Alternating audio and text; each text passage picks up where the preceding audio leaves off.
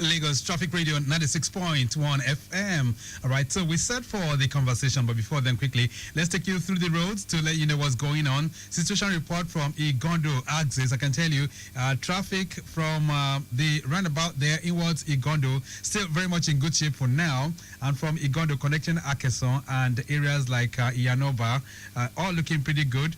If the return journey as well, understand from Iyanoba inwards Akeson is also looking good, very much in good shape. And then Akeson inwards Igondo traffic is also looking very, very good to go for now. Igondo connecting areas like Old Garage and Ikotun traffic is still very good as well within that corridor. Ikotun inwards Council traffic is also better on that particular corridor too.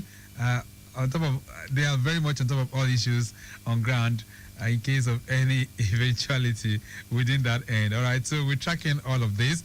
Flash update coming in from the control room says there's a report of a broken down loaded DAF trailer having a gear problem. This is at Osolaway, just by Slots. Okay, a tow truck has been contacted for evacuation, but the good news, we have traffic officers on ground trying to sort out things within that particular corridor.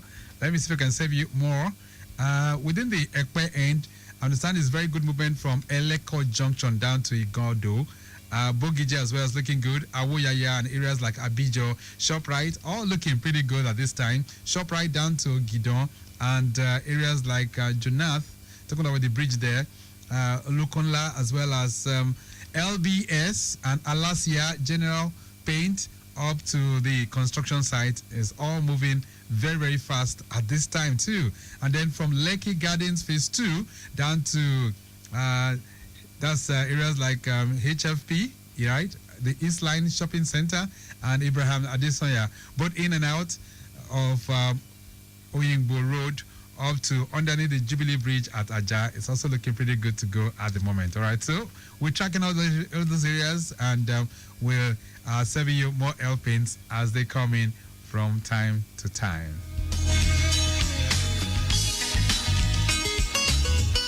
All right, so today we're going to be talking a whole lot about data protection and what it means and how you can benefit from it. Most especially, we'll be reflecting on the Lagos State government's intervention, the initiatives they are putting in place to ensure compliance. A lot of time when we talk about tech these days, it's all about data, and data.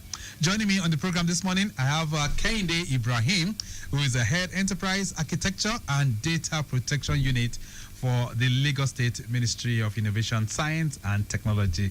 Kehinde Ibrahim, nice to have you in the building. Good morning. Good morning, Mr. Oteri. And how are you doing? Very well, very well. Great. When we talk data, I'm sure there's a whole lot of things that come to mind. But break it down for our listeners. First off, what is data? Because a lot of times we call that thing as if it's the air we breathe in. Data. So talk to me. What is data? So data could be any information. So basically, when we're talking about data protection, with the NDPA, it's very specific about the data it wants us to protect. So it talks about personal data, right? It talks about sensitive personal data. Personal data, let me just tell you what that means. Personal data basically means any information I can actually use to identify you. Okay. So basically, your name is a personal data, all right, an address of you, a photo of you. In fact, we're talking about unique identifiers, like like your BVN, your NIN, your LASRA number. All those things. All those things they are personal data. They are all personal data. They are data, even up to your IMEI number, your MAC address. Right. Of your computer, all those things, if we put them together, I can use them to identify you. Okay. So with the NDPA, we refer to those ones as personal data. So I need you to give me an overview, really, of what the Nigerian Data Protection Act 2023, what it is, and its significance. How significant is it? Okay, so with the NDPA, let me just start the journey. The NDPA was signed into law June 12, 2023 by the present administration. It was actually signed into law by President Bola Ahmed Tinubu. Okay. In fact, this was one of the first bills he signed into law when he got into office. And it was done on June 12. You can see how strategic that date is. All right. Right. But the journey for data protection or the privacy law for Nigeria didn't just start in 2023. It started in 2019. That's like 5 years, 6 years ago. Yeah, from the former administration. Yes, it used to be called the Nigerian Data Protection Regulation, which is the NDPA. But the only difference between then and now is that it's gone through the House and it's now been passed into law. So I'm just going to tell you what this act basically does in a nutshell. It regulates the processing of personal data. So let me just put it this way. If I come to your organization, right, and I drop my personal data with you for the specific purpose in which your organization, requested for it, if you use that data other than the purpose of which I've given you, that is now considered a breach. Okay. And now if I give you that data, you now have the responsibility to ensure that that data is adequately protected. So give an example of this, really, so that people can understand this better.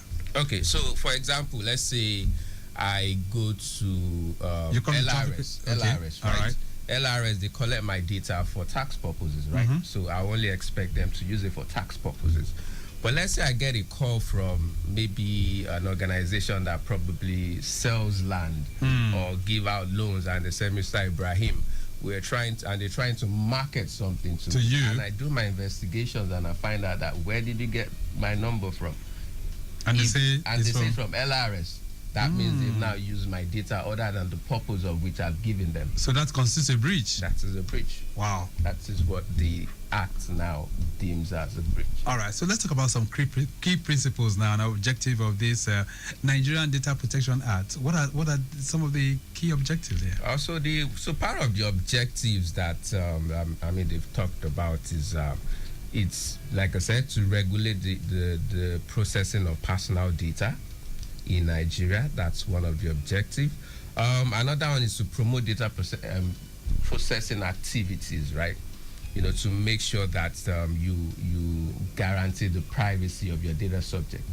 Another objective, which is very, very important, is the fact that I, as a data subject, so let me tell you what a data subject is. A data subject is someone that, I've gone to an organization and I've given you my personal data. All right. So I'm now a data subject of that organization. Okay. So what happens is this: if I've given you my data and you've used it other than the purpose of which I've given you, now I can actually go to the regulatory body, which is the Nigerian Data Protection Commission, and make a complaint. And the thing is, when I make that complaint, what would happen is they will do their investigation, and if they find out that that organization actually used it other than the purpose, what they will do is they will fine the organization. So you that you made that complaint, or you that you've had your data exposed, right, you can get compensation in that regard. Exactly. Let's talk about what's going on right now. In the social media world, we have a lot of breaches that do go on. So would you consider those kind of things as violations to the Data Protection Act? For instance, you see people circulating all sorts of things about people, or perhaps somebody gets a hold of your own picture and just trying to be mischievous or something, posts it online, and that becomes something for people to talk about. So is that a breach? So it now depends on how you look at it, or the capacity of which that happens. So if it's an organization, that actually, collects data and just get your data and just put it out there on social media, that is considered a breach. But I, as an individual, so the law is still very vague regarding that. So I, as an individual, if I just take so I'm not a company, I don't collect data, but I now get your data and I post it out there. I think that's still subject to some debatable. Control. Yeah, that's very, very debatable. Okay. So all right. So how does the NDPA Act align with international data protection standards? So basically what's been done across the world is this, so different countries came together and they said because of this explosion of data, data is being generated by the billions, right? Right. You know, and there was a need to actually regulate that space, you know, hold organizations accountable. So what is done, what they've done is different countries have actually put in place their own privacy laws, right? So Nigeria is not the only country that's put in theirs. Okay, You know, so most countries are doing that. In fact, one of the most robust data privacy laws that we have in the world is the GDPR. That's the General Data Protection Regulation, which is used by Europe. In fact, if you put the NDPA side by side with the GDPR, you will see that we kind of mirrored what they did. You know, so different countries have so their proper own laws. regulations carried out in Europe, Exactly. so to say. Yes. Let's come to what Lagos State is doing now and how Lagos State is implementing this to ensure compliance. Talk to me. What are the initiatives that you guys are coming up with? Okay, so with Lagos State, I mean, we were the first to actually see that government is one of the biggest generators of data, right? I mean, the amount of data we collect. You know? So we put in place, I mean, we started this journey 2021. Okay. Governor kicked the ball rolling by setting up a committee on data governance. So that committee is headed by the Honorable Attorney General. We have the head of service in that committee. So these members of that committee, what they are supposed to do is see to the implementation of data protection in the state. So what we've been doing regarding compliance is that we've been doing quite a lot of advocacy and awareness. I can tell you that as of today, we've actually done workshops for about 107 MDAs. Wow. Yeah. In Lagos State. Yeah. In the workforce. You know, we have so part of the provisions of that law is that you must have what you call a data protection officer. You know, in every organization. In your organization, yeah. If you collect data, they will see to the compliance of that law. So what we've done, we have about 73 data protection officers that have been trained, established in 73 different MDAs. In fact, as I speak, we have basically all our general hospitals, right, which is where a lot of sensitive data fly around. We have a data protection officer. Okay, good. You're pressing the mic now. You know, so yeah, so we've done that. We've done the advocacy. We're doing. We're rolling out policies. You know, the Ministry of Innovation, Science and Technology. You know, ably led by the Permanent Secretary and the Honorable Commissioner. We've partnered with the Ministry of Justice. Right. And we've been rolling out policies. You know, we have about 8 policies out right now. I mean, I'll mention that we have the email policy that we've rolled out. I mean, what it speaks to is that we want every civil servant that if you're sending official correspondence, you must use your official email address. I mean, that is one thing we're trying. That's a culture we're trying to get them to imbibe now. We have the password policy. We have the ClearDex policy. You know, I mean, we have the CCTV policy. We have a privacy policy. Right. I mean, privacy policy is basically we informing, you know, members of public or whoever does business with us, you know, once, you know, that this is what Lagos State does with the kind of data, you know, our MDAs collect. You know, we've even gone as far as we have the DPIA policy. What does that mean? DPIA, so that's the data protection impact assessment policy. What that does is impact assessment for data protection. Yeah. So what we're saying is this: if you're going to be doing a solution, or or that's going to involve the processing of personal data, we want to have a data protection impact assessment on it. We want to see the privacy controls you've built in from scratch. Right. You know, if it complies with what the regulation says. I mean, so we have that. We have the data subject access request policy. Okay. You know, so basically part of the provisions of the law is that what data subjects' rights, because now data subjects have their rights. One of the rights is right to access. Okay. So we'll talk about these rights even as the program moves on. But so all of this is being put in place by the Lagos State government. But let's talk about awareness now. So what is the ministry doing about raising awareness on data protection among citizens and organizations? Yes, so basically part of what we're doing, I mean I talked about the advocacy we're doing around the states. I mean, we have so with organizations that does business with the states, we've gone a step further. We're saying that before you can, engage or do business for the Lagos State government, there are things you need to put in place now. Okay. Right? So we're expecting that you've done your data audits for the year. So part of what the provisions of this law says now is this. Just like you do your tax audits or your financial audits, now organizations are now mandated to do a data protection audit. So how do we do that? Yeah, it's simple. So basically, so we've got who you call DPCOs. They are data protection compliance organizations, right? Okay. So what these organizations does is this: they prefer or they offer data protection services for organizations, right? Okay. So what they will do your audit for you. So they come, they sit down with you, carry out an impact assessment on your organization. The results they file with the regulatory body, which is the Nigerian Data Protection Commission.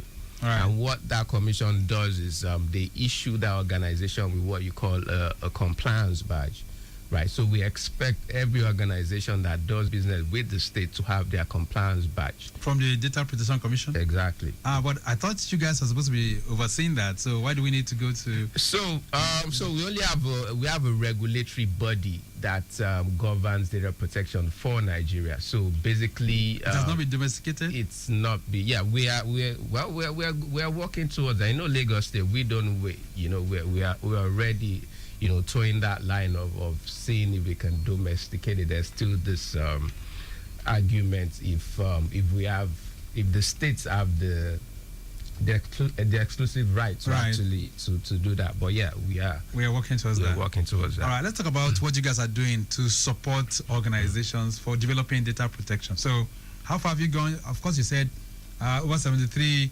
73 NVDAs has been plugged in. Yeah. But what else are you guys doing to show up that? I mean, we have over 100 or going to 200 of these MDAs across the states. Yes, so we have a strategy that we use in the ministry. So what we do is we're doing them in phases, right? In fact, we just finished the 4th phase of this project where we had about 64 MDAs sensitized. What's going to happen is those 64 MDAs are going to end up, nominating a data protection officer. Okay. For their MDAs, and once they do that, we do an induction for them. So we do proper trainings for the DPOs. All right. We get the consultant, we call them DPCOs, to come in as well, to train the train the DPOs, right? And with that training that they get from that induction, they're able to carry back to their respective organization and be able to Let's look at the assessment. So even from where you guys are starting from, what's the assessment for the MDAs that we have in Lagos? How many of them are data protection compliant? We carry our audits. So I mean, Lagos State have been doing their audits. And let me just put this out there. Lagos State is the only state in Nigeria that is compliant with this act. You mean it? Yes. I mean, we had the national commissioner for the commission I told you about, the Nigerian Data Protection Commission. He was in the States last year. I mean, he met with the deputy governor, and I mean, it was, that was an eye-opening experience. Exactly. For him, he said Lagos State is the only state that's been able to comply, with this, with this act. So yeah, so we're doing a lot. Beautiful. All right. So, but from what you've seen, in terms of what's on ground before you guys are even coming to this level, how compliant are we with the agencies? Well, we are getting there. I mean, with the audits we've done, I mean, we've seen some few gaps. So that's what happens when you do your data audits. It tells you, what gaps you need to actually look at. So I'll probably say percentage-wise, I'll probably say maybe like 60-70%.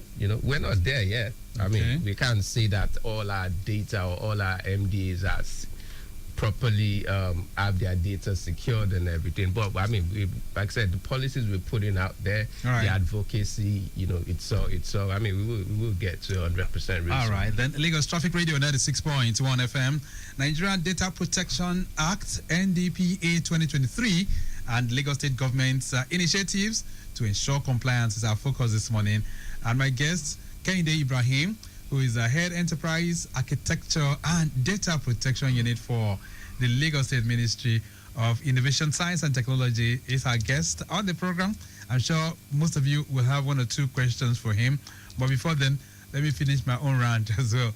But let's get back to the roads.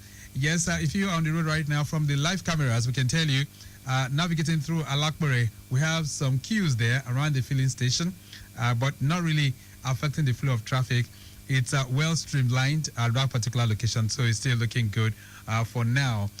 We did talk about a broken down, loaded DAF truck. That's a DAF trailer that's having a gear problem at Osoloway, just by Slots. What's the latest with that, by the way? Control room, I'll keep it posted. Earlier on, we talked about the fact that a tow truck was, on its way. Okay, all right. So I think the latest with that says that it's been taken off. Good. Control room, Kaoja Labi, thank you so much for supplying that. So that truck is off the road at that particular location. Let me see if we can serve you some more. Shango Tedo end is still looking good, and traffic is very, very good within that particular corridor. Let me see other locations. Yes, Lagos Abeokuta Expressway also looking good, but of course you need to watch out for slowness around the Ilezik, proceeding towards the Keja along down to National. Slow and steady, that's the name of the game within that particular area. Report of an accident involving a flatbed, that's a 40-feet container that fell on its side and hit the crane block that's parked at Lekki Gardens Phase 2 around the construction site. So that one is also receiving attention too. Traffic managers there, keep us posted. What's the latest with that? We'd love to hear from you as well. Let me see if we can just do a roundup of some other locations. Ebuteru and Akpongbon corridor, we can tell you it's good movement from Constant End proceeding towards Ijora Olokpa intersection. Slow and steady if you're moving from NEPA intersection on a co-bridge inwards Akpongbon. Of course, you know it's a construction corridor. We have the expansion joints there being worked on. Descending a co-bridge and ascending CMS bridge connecting CMS proper is also looking very good. Descending a co-bridge inwards Elegbata and of course the mini stadium, as well as Ibutiro market, proceeding through a Jalonibu market up to the police post is all looking good. From there towards the Dumota bridge inwards Ibutiro, looking good as well. Leventis proceeding through UBA roundabout, connecting inner and outer marina is also looking pretty good as well. All right then, so you can begin to send in your questions. 08099120777 and 09153877127. Mr. Ibrahim, let's continue on this. What will be the implication for non-compliance with the Nigeria Data Protection Act 2023? Let me even first start with what the implication of a breach will be. Okay. Right. So they're saying that if you're a data controller, so data controller basically means the organization that determines the purpose of which you collect data. So if you breach and if you're a controller that does more than 10,000 data subjects, it's either a fine of 10 million or 2. Remind us again, data subjects, by data subjects you mean what? Data subjects, that's you and I. Okay. If you've gone to any organization, you've dropped your data with that organization. So I'm a data subject. Data subject. Okay.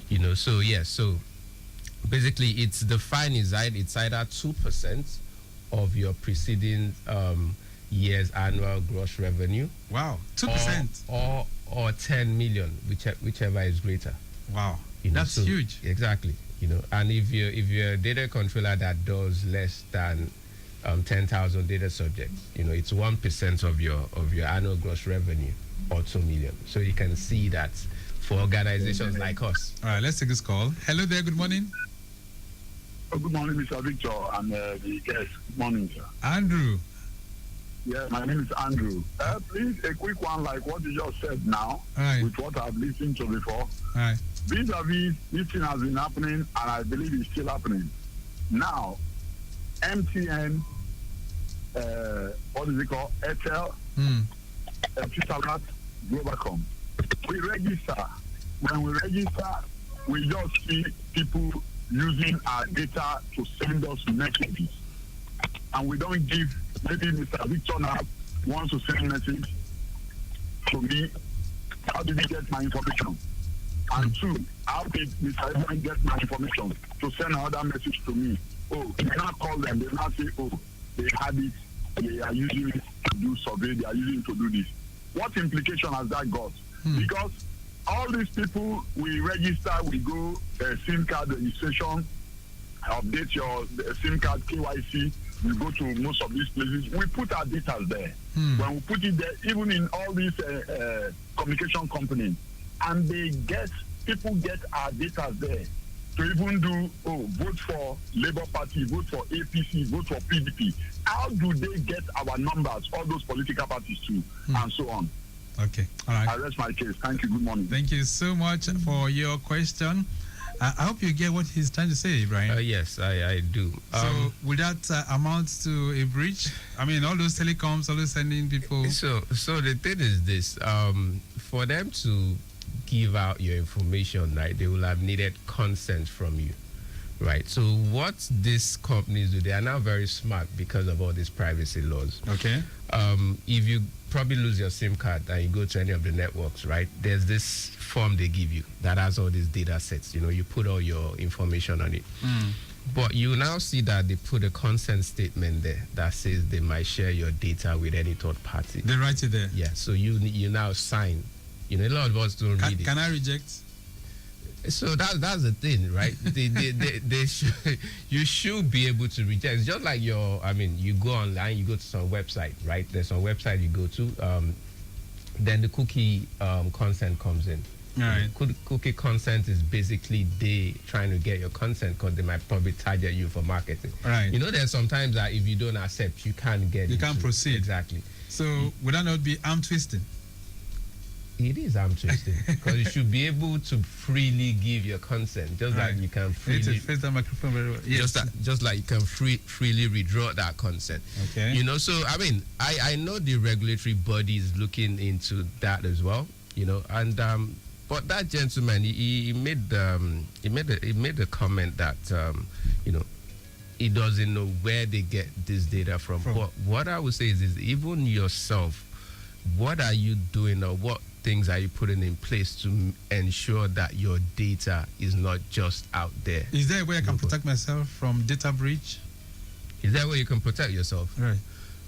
Yes. Like I said, if I'll give for example, I'm sure you have your social media accounts, right? Are you the kind of person that if I search your name, Mr. Victor, and it comes up maybe on Facebook, your social media, right. Are you the kind of person that do I just get to see your profile like that? Or do you need to send a request? Or do I need to send a request to be your friend? Oh. I'm going to tell you, let me just paint a scenario for you. That's just real quick. Something happened. This lady, right, goes to this store, drives a nice car, parks. On her way out, she sees that the car's already blocked her, right? Okay. There's a number on the dashboard that tells her to call the person if she wants to move. And she does that. She calls that person, and the person comes, moves his car, and she leaves. For you, that would be that. There's nothing in there, right? But I'll tell you the series of actions that's actually taking place after that, right? So what's happened is this: she's called the person, and that person, looks at his phone. Truecaller, he's got Truecaller. Truecaller has brought out that lady's name, right? Ooh. So he knows the person, he knows the lady's number. He has sent the lady's face, so he knows who that person is. All he did was he went to the internet, put down that lady's name, Bimbo Daramola. All right. Puts it down there. Obviously, he goes to Facebook, there's going to be a lot of Bimbo Daramola that will pop up. But because he has already seen her before, he knows that this is the person I'm looking for. All right. He dives into her profile. She doesn't have any controls on her page, so there was no request for a friend. So he's able to see, her contact. So, and with Facebook, I can draw a profile of you. So Facebook won't tell me your age, but it will wish you birthday, right? Every year. Birthday, yeah. So if I go in there, I know what day your birthday is. Somebody's going to probably comment happy 40th birthday. So now I can put Can begin to put bits and pieces together yeah. about me. Are you the kind of person that you I mean, on WhatsApp, on your status, whatever happens to you throughout the day, it's already Hello, on it. good morning. Okay, let's just take this call. Hello, good morning. Hello, good morning, Vicky D. Yeah. God bless you for your good work. Bjorn from Lekki. Oh, Bjorn, how are you doing? Yeah, very well. God bless you for your good work. Great. Very nice topic. Data protection. If I don't know, I want to ask our girls this morning, is there an app you can download to track the scammers? Because I have a couple of instances I want to talk about, but time will not permit. Okay. Like someone was using a white lady's a picture on Twitter. Okay. Now, and he was sending me a message, and we've been friends, but unknowingly, I never knew it was a scammer. And he said he sent me laptop, phones, that I should get it. He sent everything that they will send it through DNA stuff, that I should claim it in Abuja airport, and he sent all the proofs to me, which looks real to me. So I don't know, everywhere, I thought just help us how we can get this app. We need to track them. Okay, all right. Please, and Vicky D, quickly, today is our wedding anniversary. Oh, great. Okay, I sent you a message and it didn't read it. Oh, sorry for that. Skip off. All right. So happy wedding anniversary to you, Bjorn. Yeah, thank you so much. And much. send me well to your wife. Bless you. All right. Thank you very much. Okay, then. So that's one of our very ardent listeners as well, Bjorn from Lekki. Thank you. All right. Okay, so thank you, Bjorn. Do we have any apps that can track scammers? Not that I've heard of, but I mean, it's just everything falls on the individual, right? I mean, if anyone comes and starts offering you some, I mean, things that you've not, I mean, for me, I do a lot of, you can't just come at me and say, okay, give me this, or give me that. You need to, I mean, somebody just comes to you on Facebook and says, like, I'm going to just, like what the gentleman says now. All right. Offers, for me, that's goodies and everything, I mean, I'll be very skeptical about that. Okay, so that's the way we want to approach it. Yeah, so they need to, not everything. I mean, there's a lot of things going on in that space. All right. Bankole is sending a message. It says, good morning. What types of data does the NPDA cover, and who does it apply to? Bankole, thank you so much for that one. I think it applies to everyone. Yeah, the Nigerian Data Protection. What kind of data does they? Yes, like I said, personal data, okay. Sensitive personal data. I think I made the definition. I've given examples of what personal data is. Yes. Anything that can identify you, that's your personal data. Sensitive personal data, that's a lot more delicate. Those are data probably relating to your religious beliefs. It could be your ethnicity, your sexual orientation. They're sensitive in the sense that these are data that if it's exposed to the wrong environment, it can actually put the person that owns that data in harm's way. Right. So that is the kind of data. All right. This one says, good morning, sirs. How can citizens report data privacy violations, and what happens when they do? Thanks. Shikemi. Okay, Shikemi, thank you so much.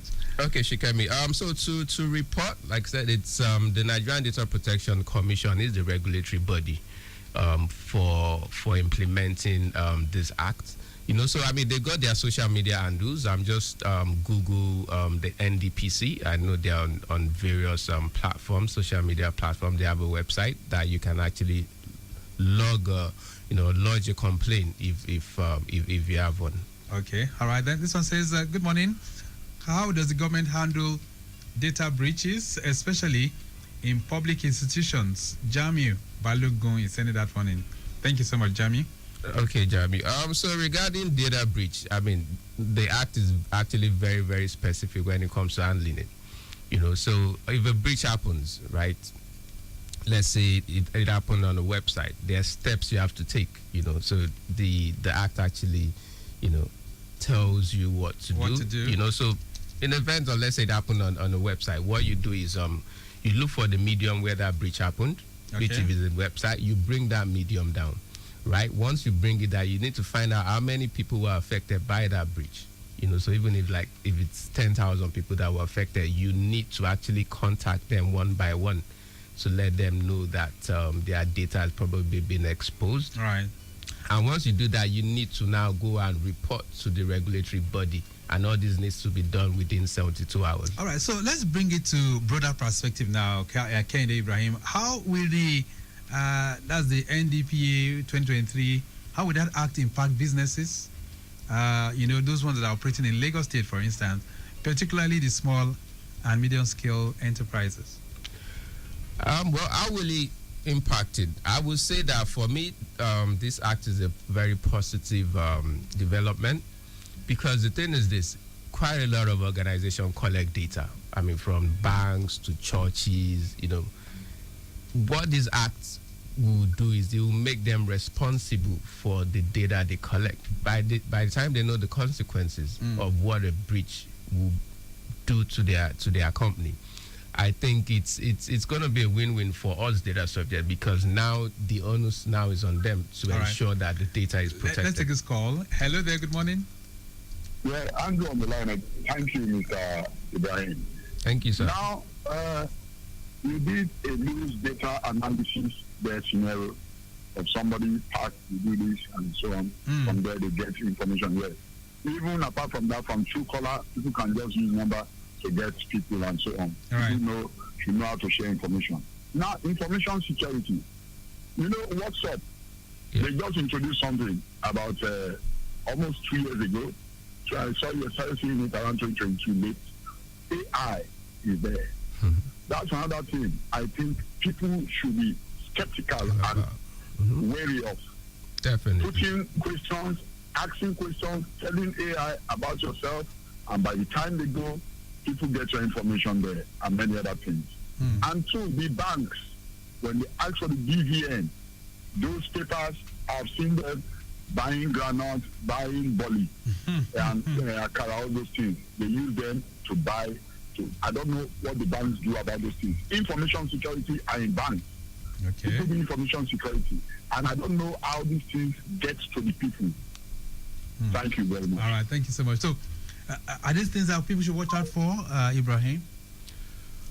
So I know with the banks, it's no longer the paper kind of thing. It's not really. I mean, everybody, because of this act and because of the fines and everything, everybody is sitting up. I mean, I know a bank last year that was actually fined 450 million. Wow. I don't want to mention. A particular bank? Yeah, in Nigeria, I don't want to mention. Wow, that's huge. Exactly. I don't want to mention the name of the bank and everything. So a lot of organizations are actually sitting up. It's no longer business as usual. So All yeah. right. This one question says, good morning, Victor. What industries are at the highest risks of data breaches in Lagos, and how is the government addressing this? Tunde is sending this one. Tunde, thank you so much. So do you have any particular industry? What industry? Well, basically every industry collects a lot of data. I mean, like I said, government is one of the biggest data processors. Banks is another one that we just mentioned. And another one that for me that is going under the radar, it's the religious houses. Those are places where a lot of data is being processed or collected. So I mean, it goes full circle. So it's every industry. So Mr. Ibrahim, as we gradually begin to wind to an end, what's the message for MDAs in Lagos? How can they key into the Data Protection Act? So the message is, we are going to get to them with the advocacy. The message is, for those ones that have data protection officers that's supposed to ensure compliance within their ministries. They need the support of the management, right? Because there are a lot of things they're going to be doing. They're going to be inculcating data protection as a culture in those MDAs, So what we would just say is make sure, the management should really support the data protection officers. And we as government as well, we need to train a lot of them.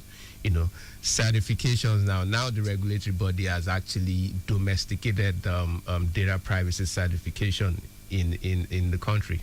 before you need to actually go and probably do the GDPR, which is in Europe. So yeah, so I mean that are the things we're putting in place to ensure that the DPOs have all the necessary trainings and requirements to actually, do their bit. Right. So to round up that story, I mean, you were telling the story about the lady who went to the bank and all of that. So what eventually happened? Yeah. So basically, like I said, just by that random action where she drove a car, that person went into, social media account and was able to get everything. She's the kind of person that if she has an issue with a bank today, she'll probably post it and like, this is my branch in Idumota, I mean, First Bank, So that person was able to build a profile, Wow. on her. So I mean the whole point of what I'm just trying to put out there is this: what are the information about you that you have out there? What controls or what measures are you putting in place to ensure that not just anyone can know access your name? Information. So we should be very careful of the kind of information we put out there. Wow. You don't know what a whole profile can be built.